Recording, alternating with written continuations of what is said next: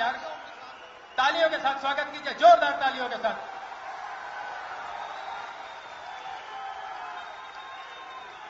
आप सबके दिलों में प्यार की खुशबू बसा देंगे। इन्हें सुनिए, अदब से आपको जीना सिखा देंगे। ये तो संपूर्ण पारस हैं, कभी भी आजमा देखें। इन्हें छूकर तो देखें, आपको सोना बना देंगे। माननीय नरेंद्र मोदी जी।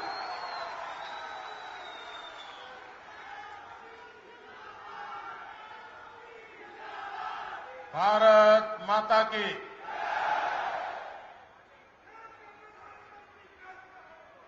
भारतीय जनता पार्टी के राष्ट्रीय अध्यक्ष आदरणीय राजनाथ सिंह जी,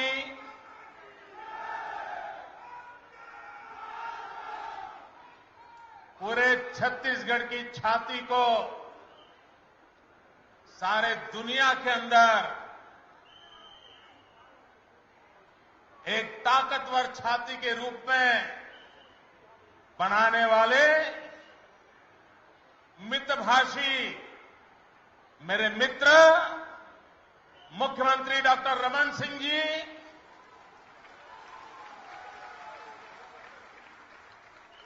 छत्तीसगढ़ भाजपा के अध्यक्ष श्रीमान रामसेवक पैकरा जी, विधानसभा के अध्यक्ष आदरणीय श्री धर्मलाल जी, भारतीय जनता पार्टी के महासचिव, राज्यसभा के सदस्य श्री जगत प्रकाश नड्डा जी, मंच पर विराजमान छत्तीसगढ़ सरकार के भिन्न भिन्न आदरणीय मंत्रीगण, सांसदगण, विधायकगण और विशाल संख्या में पधारे हुए प्यारे भाई और बहनों, मैं सरगुजा कई बार आया। अंबिकापुर में भी छोटी मीटिंगों से लेकर के बड़ी जनसभाएं करने का भी मुझे अवसर मिला है। लेकिन आज मुझे स्वीकार करना होगा कि मैंने सरगुजा की धरती पर इसके पूर्व ऐसा जनसागर कभी देखा नहीं है, ऐसा विराट दृश्य कभी देखा नहीं है। और इस दृश्य को देख करके मुझे लगता है कि कल तक हम कहते थे सरगुजा, अब कहेंगे सर ऊंचा।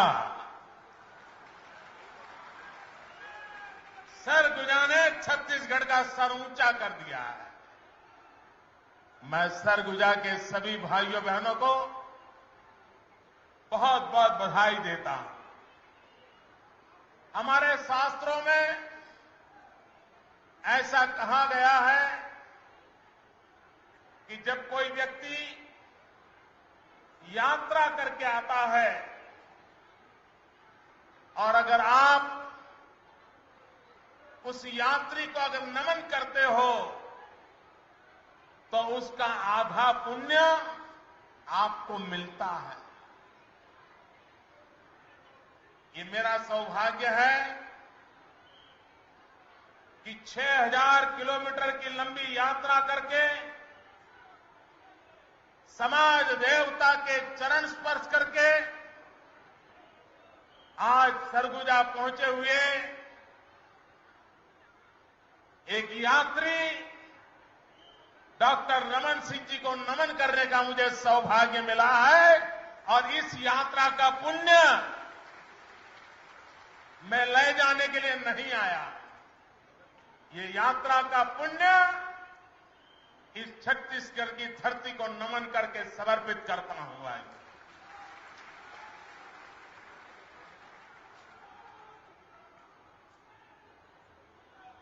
मित्रों, जब जब छत्तीसगढ़ सोचता हूं मुझे अटल बिहारी वाजपेयी जी के उस महान निर्णय पर नमन करने का मन करता है। मैंने संयुक्त मध्य प्रदेश में भी काम किया है और जब अलग छत्तीसगढ़ बना उन दिनों में भी मैं आपके बीच में संगठन का काम करता था। भारतीय जनता पार्टी की कार्य संस्कृति क्या है, निर्णय प्रक्रिया क्या है, शासन चलाने के तौर तरीके क्या है, इसका उत्तम उदाहरण देखना है तो छत्तीसगढ़ की रचना, उत्तराखंड की रचना, झारखंड की रचना देखिए और उधर कांग्रेस ने अभी जो पूरे आंध्र में आग लगा दी है, तेलंगाना बना करके जिस तरीके से बनाया हो जाता है, समस्याएं विकराल हो जाती हैं, संकट गहरे हो जाते हैं और जनता की पीड़ा अपरंपार बढ़ती जाती है। ये कांग्रेस की परंपरा रही है और दिल्ली सरकार ने क्या दिया? भाइयों बहनों, छत्तीसगढ़ के कार्यकाल के प्रारंभ से मैं यहां जुड़ा हूं और जब डॉक्टर रमन सिंह जी यहां के मुख्यमंत्री बने तब उनके सामने दो रास्ते थे। एक तो दिन रात रोते रहना, हम मध्य प्रदेश से निकले हैं, यहां तो सिर्फ आदिवासियों की जनसंख्या है, यहां तो बिजली नहीं है, पानी नहीं है, सड़कें नहीं है, क्या करूंगा, दिल्ली कुछ दे दे, दिल्ली कुछ दे दे, दिल्ली कुछ दे दे। एक तो ये रास्ता हो सकता था और दूसरा रास्ता ये हो सकता था कि छत्तीसगढ़ जैसा है वैसा, लेकिन हम पूरी कोशिश करेंगे, छत्तीसगढ़ के सामर्थ्य को जुटाएंगे, छत्तीसगढ़ के नौजवानों को जोड़ेंगे, छत्तीसगढ़ के आदिवासियों के भरोसे विकास की नई राह चुन लेंगे। और रमन सिंह जी ने दिल्ली के दरबार में समय बिताने का रास्ता नहीं चुना, मैं उनका अभिनंदन करता हूं। उन्होंने तय किया कि दिल्ली कुछ करे या न करे, दिल्ली साथ दे या न दे, दिल्ली रुकावट डालती रहे, लेकिन छत्तीसगढ़ की जनता के भरोसे, छत्तीसगढ़ के संसाधनों के भरोसे हिंदुस्तान में एक शानदार राज्य विकास करके दिखाऊंगा, ये रास्ता उन्होंने चुना। ये रास्ता कठिन था, दिल्ली जाकर के मांगने का रास्ता सरल होता और आए दिन कई मुख्यमंत्रियों की आदतें होती है, राज्य का भला नहीं कर सकते, दिल्ली में जाकर के रोते बैठते हैं। रमन सिंह जी ने रोना बैठना पसंद नहीं किया, वो दिल्ली के साथ लड़ते भी रहे, जूझते ही रहे, लेकिन कभी झुकते नहीं दिखे। ये रमन सिंह जी की ताकत है और उसके कारण आज छत्तीसगढ़ खड़ा हुआ। भाइयों बहनों, दिल्ली में भी एक सींग है और छत्तीसगढ़ में भी एक सींग है।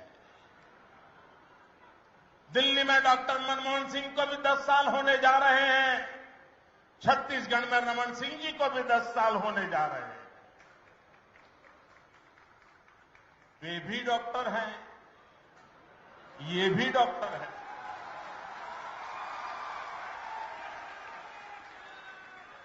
ये इंसान के डॉक्टर हैं, वो रुपयों के डॉक्टर है।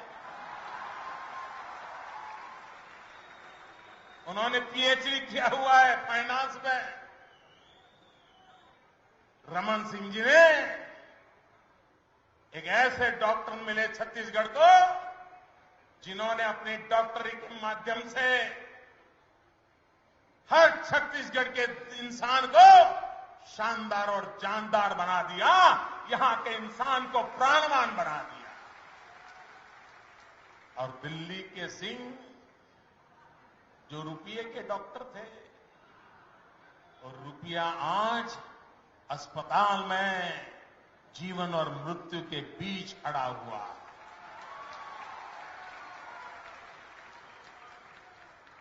इन दिनों सोशल मीडिया की ताकत बहुत बड़ी है। फेसबुक में महात्मा गांधी की एक तस्वीर भेजी। महात्मा गांधी की उस तस्वीर में महात्मा गांधी सूक्ष्मदर्शक यंत्र को देख रहे हैं। ये तस्वीर हम लोगों ने देखी है, बचपन में कई अखबारों में, किताबों में भी होती है, लेकिन वो सोशल मीडिया में जो नौजवान होते हैं उनका दिमाग बड़ा तेज काम करता है। उसने लिखा था कि महात्मा गांधी सूक्ष्मदर्शक यंत्र में हिंदुस्तान का रुपया खोज रहे हैं और खुद की तस्वीर कहां गई वो ढूंढ रहे हैं।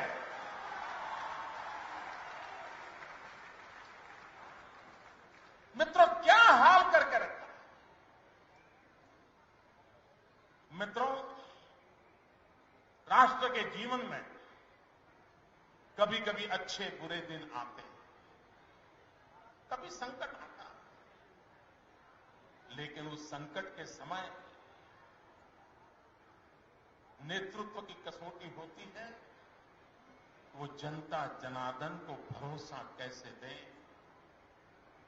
जनता जनार्दन के विश्वास को टूटने न दे, संकटों से बाहर आने की कोशिशों में जनता का भरोसा हो।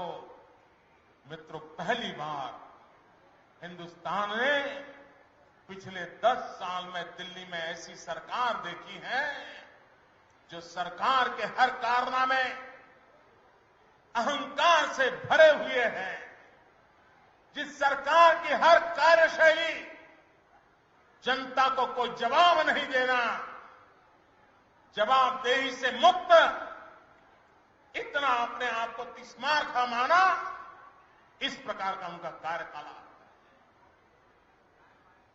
देश की सामान्य जनता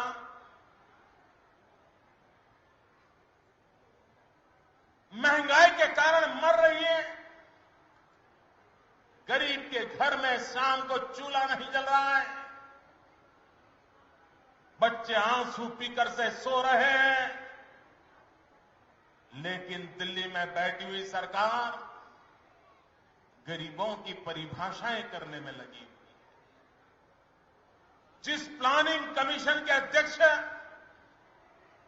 भारत के प्रधानमंत्री हैं, वो प्लानिंग कमीशन कहता है कि शहर में गरीब को जीने के लिए 32 रुपया काफी है और गांव में गरीब को जीने के लिए 27 रुपया काफी है। भाइयों बहनों, आज 32 रुपये में मुश्किल से चाय भी 2 टाइम नहीं मिल सकती है, लेकिन दिल्ली की सरकार की गरीबी के हिसाब ऐसे है कि वो घोषणा करते हैं, उनके एक मंत्री, उनके एक नेता, उनके एक स्पोक्स पर्सन चिक चिक करके दुनिया को समझा रहे हैं, अरे 5 रुपये में तो जैसा चाहिए वैसा खाना मिल जाता है। इसका मतलब ये हुआ, ये बोलने वाले लोगों पर मुझे नाराजगी नहीं है, इस प्रकार की बातें करने वाले लोगों पर मेरा गुस्सा नहीं है। मुझे बहुत पीड़ा है कि दिल्ली में ऐसे लोग बैठे हैं जिनको हिंदुस्तान के गरीब को खाने में कितना खर्च होता है उसका पता तक नहीं है। ऐसे लोग बैठे हैं कि जिनको ये भी मालूम नहीं है कि गरीब कैसे जिंदगी गुजार रहा है। मेरा आदिवासी, मेरा दलित, मेरे शोषित, पीड़ित, वंचित भाई बहन, उनको ये भी मालूम नहीं है कि मां घर में बच्चों को 2 टाइम कितनी कठिनाई से खाना खिलाती है, यहां तक उनको मालूम नहीं है। जो आपके दर्द नहीं जानता, जो आपकी पीड़ा नहीं जानता,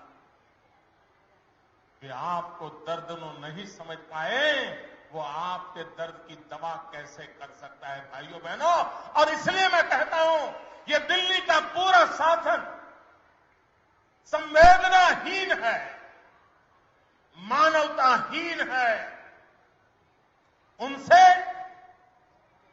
गरीब की भलाई की अपेक्षा करना मुश्किल काम है। मैं तो हैरान हूं, कांग्रेस जिनके भरोसे अपनी नैया पार करना चाहती है, जिनको बराबर कहीं से सूरज का ताप न लग जाए, ठंड न लग जाए, किसी के शब्द मान न लग जाए, इसलिए बड़ा सुरक्षित रखा हुआ है। चारों तरफ से उनको बचाने के लिए भरपूर कोशिशें की गई है, लेकिन फिर भी कभी कभी आवाज बाहर निकल आती है, और जब आवाज सुनते हैं तो सर पटकने का मन करता है कि ये लोग, मित्रों, गरीबी का सबसे बड़ा मजाक किया कांग्रेस के ये आशास्पद नेता, जो कांग्रेस जिनके भरोसे चलना चाहती है, उन्होंने कहा कि गरीबी ये तो स्टेट ऑफ माइंड है, ये मन की स्थिति का परिणाम है, गरीबी बरीबी कुछ होती नहीं है। मैं हैरान हूं ये वाक्य सुनकर के, उनकी नानी जो गरीबी हटाओ के नारे लगा रही थी, उनको कितनी पीड़ा हुई होगी कि उनकी तीसरी पीढ़ी आते आते उनको लगने लगा कि गरीबी ये तो मन की अवस्था है, गरीबी जैसा कुछ होता नहीं है। भाइयों बहनों, गरीबों के दुख दर्द पर एसिड छिड़कने का काम किया, उनके गांव पर मरहम लगाने के बजाय उनके गांव को गहरा करने का प्रयास हुआ है। और इतने महीनों के बाद भी अभी तक अपने इस वाक्यों के प्रति न कोई शोक का, न कोई दर्द का, न कोई पीड़ा का इस देश की जनता को एहसास तक नहीं हुआ। इसका मूल कारण कांग्रेस पार्टी अहंकार के सातवें आसमान पर चल रही है। और भाइयों बहनों, जब जनता जनार्दन को, उसके अरमानों को, उसकी आशा आकांक्षाओं को कुचलने का प्रयास होता है, तब ये जनता जनार्दन लोकतांत्रिक ताकतों से उनके अहंकार को चूर चूर कर देती है। और मुझे विश्वास है आने वाले छत्तीसगढ़ के चुनाव में भी कांग्रेस की इस पूरी परंपरा को छत्तीसगढ़ की जनता हमेशा हमेशा के उखाड़ फेंकेगी।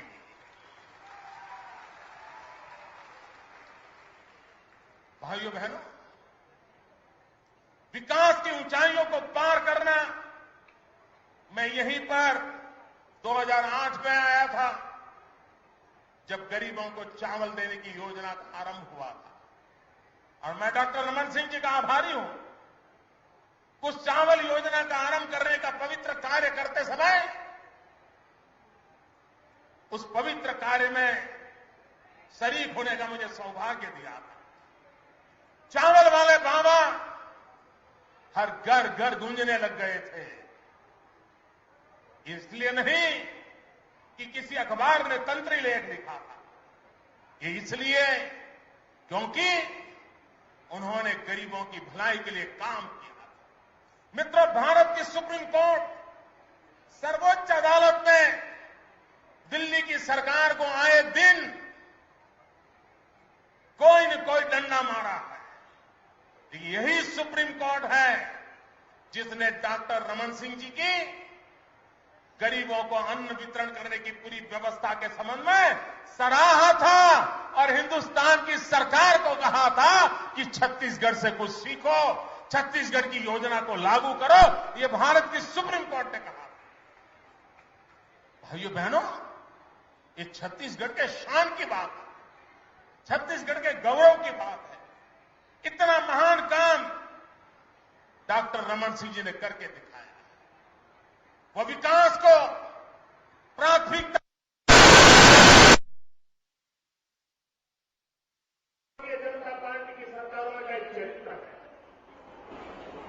हम लोगों की कार्य संस्कृति हमारी कार्यशैली है।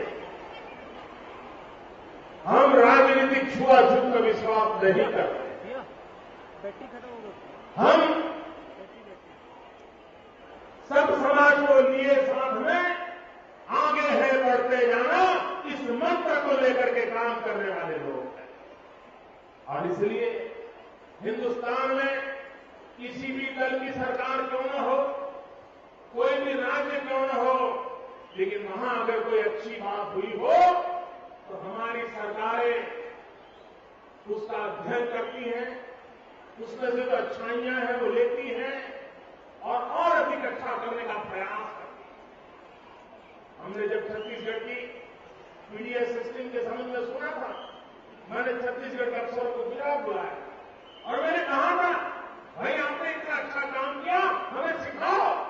और यहां के अफसर 2 दिन मेरे यहां करके रहे थे, हमारे सभी अफसरों को सिखाया था और मैं खुद 2 घंटे बैठ करके इस छत्तीसगढ़ की योजना का अध्ययन भी किया था और हमने हमारी ओर को लागू किया।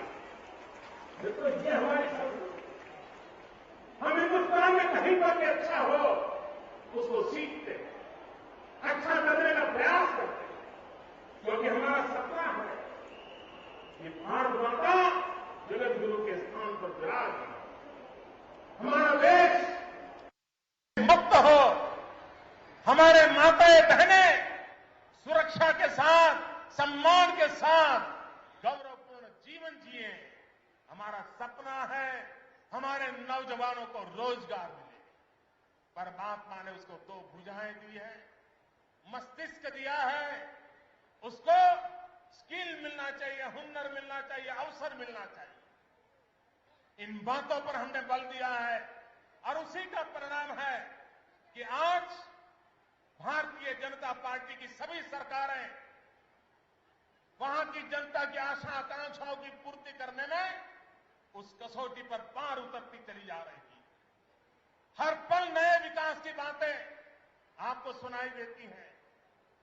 हमारे शिवराज जी हो मध्य प्रदेश में, हमारे रमन सिंह जी हो छत्तीसगढ़ में, कभी हमें अवसर मिला हिमाचल में, कभी मिला राजस्थान में, कभी हम गोवा में जाके देखिए, कर्नाटक में जाके देखिए, जहां जहां पर भारतीय जनता पार्टी को सेवा करने का अवसर मिला है, हमने जनता की सेवा करने में कोई कोताही नहीं बरती।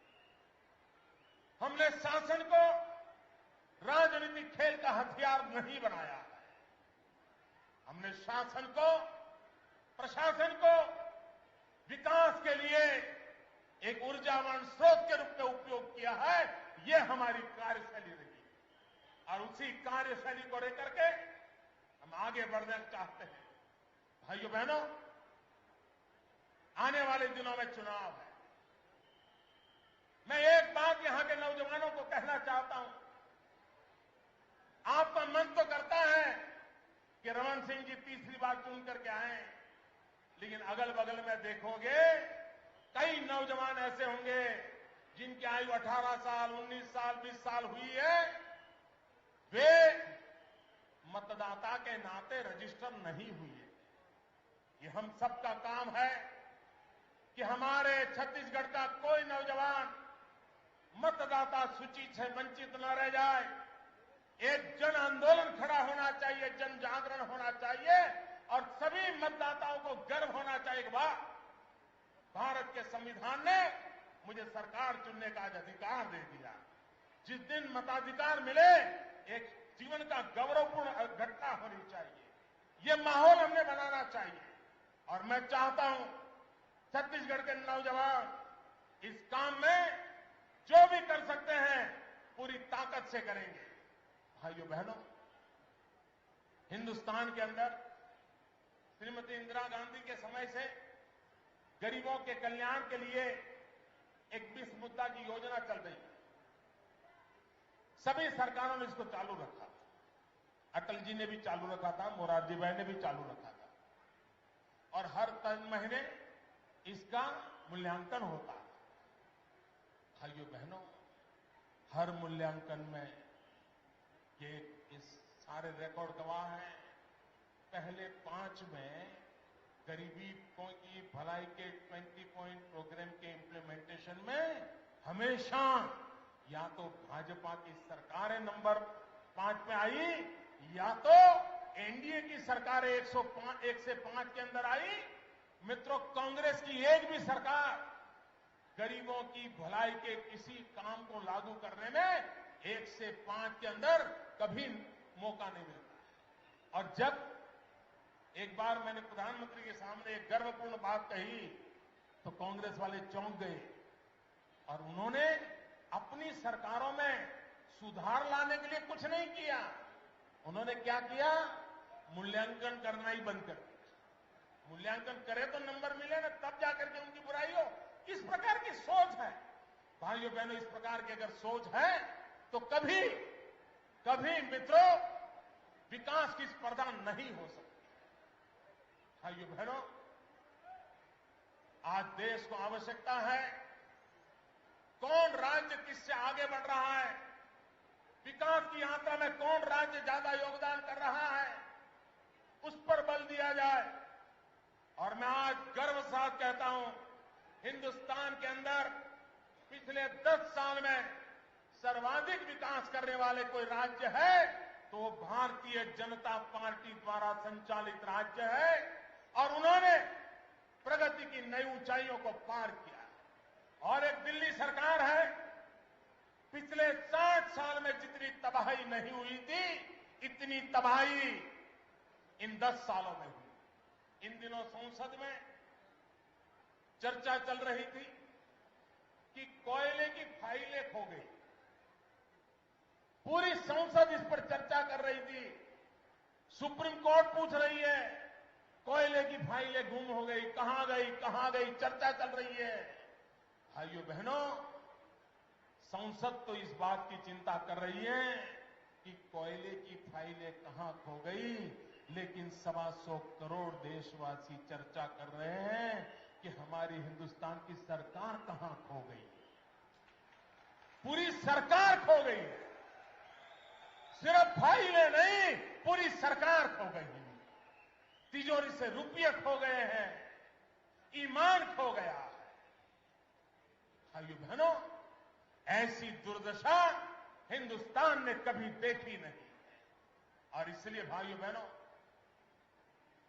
महामाया की इस पवित्र धरती से मैं आह्वान करता हूं, समय की मांग है देश को बचाने का बीड़ा एक एक नागरिक उठाएं, एक एक नौजवान उठाएं। देश को तबाह करने वाली सरकारों को उखाड़कर फेंक देने का संकल्प करके आगे बढ़े।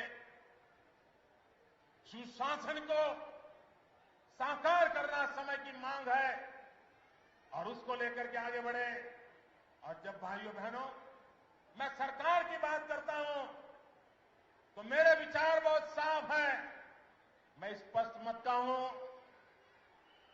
सरकार का एक ही धर्म होता है, सरकार का एक ही धर्म होता है नेशन फर्स्ट। सरकार का एक ही धर्म ग्रंथ होता है भारत का संविधान। सरकार की एक ही भक्ति होती है भारत भक्ति। सरकार की एक ही पूजा होती है 125 करोड़ देशवासियों की भलाई। सरकार की एक ही कार्यशैली होती है सबका साथ सबका विकास। और इसी मंत्र को लेकर के हिंदुस्तान को भव्य और दिव्य बनाने का सपना लेकर के आगे बढ़े। रमन सिंह जी के नेतृत्व में तीसरी बार छत्तीसगढ़ को हम आगे बढ़ाएं। अब भाइयों बहनों, आने वाले 5 वर्ष छत्तीसगढ़ के जीवन के लिए महत्व के हैं। अब छत्तीसगढ़ 13 साल का हो चुका है और अब हमने घर में भी देखा है 13 साल तक बच्चे का ज्यादा विकास नहीं होता। कपड़े पुराने 2-2 साल तक चलते हैं, न उसकी आवाज में बदलाव आती है, न उसके रहन सहन में बदलाव आती है।